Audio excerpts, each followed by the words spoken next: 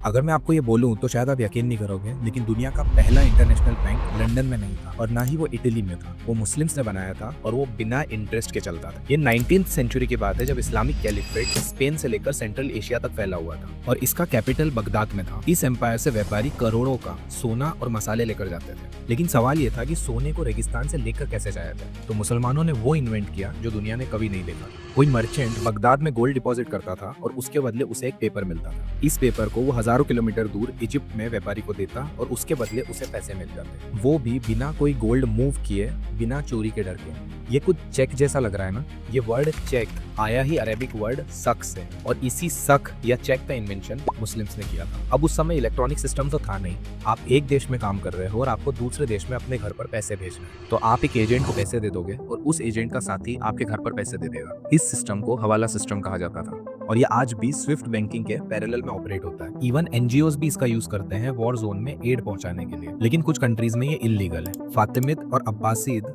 Periods में सर्राफ, जो कि मनी एक्सचेंजर्स होते थे, वो फंक्शन करते थे शुरुआती बैंकर्स के तौर पर। वो डिपॉजिट एक्सेप्ट करते थे, क्रेडिट के लेटर्स देते थे, यहाँ तक कि इंटरनेशनल लोगों के लिए करेंसी एक्सचेंज का भी काम करते थे। जब इटालियन व्यापारियों ने ये सारे सोफिस्टिकेटेड सिस्टम्स देखे तो उन्होंने इसे अडॉप्ट किया और शुरुआती यूरोपियन बैंकर्स ने इन्हीं सारे सिस्टम्स को फिर आगे जाकर स्केल किया। इसके अलावा भी बहुत सारे financial innovations Islamic golden period में हुए, और सबसे बड़ी बात, ये सब हुआ बिना किसी इंटरेस्ट या ब्याज के, और इसके लिए मुरबाहा और मुदरबा जैसे पार्टनरशिप सिस्टम्स बनाए गए, जिन्हें हम इंशाल्लाह आगे देखेंगे।